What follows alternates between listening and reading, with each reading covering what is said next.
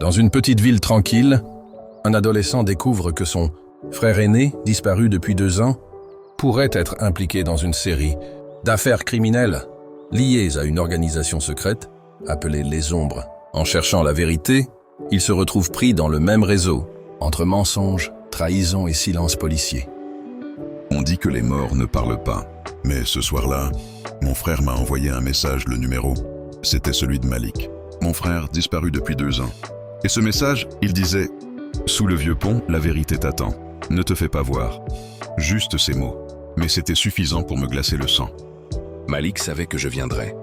Le vieux pont de Kawara, abandonné depuis des années, cachait quelque chose d'important. Une boîte métallique cachée sous une pierre. À l'intérieur se trouvait une clé USB noire.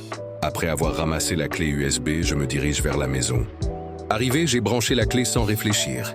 Sur l'écran se trouvaient des fichiers, des visages inconnus, des noms codés. Et au milieu de tout ça se trouvait un symbole. Une ombre avec un œil.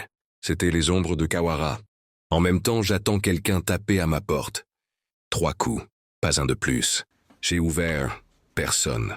Juste une enveloppe au sol. À l'intérieur, une photo de moi, prise le jour même.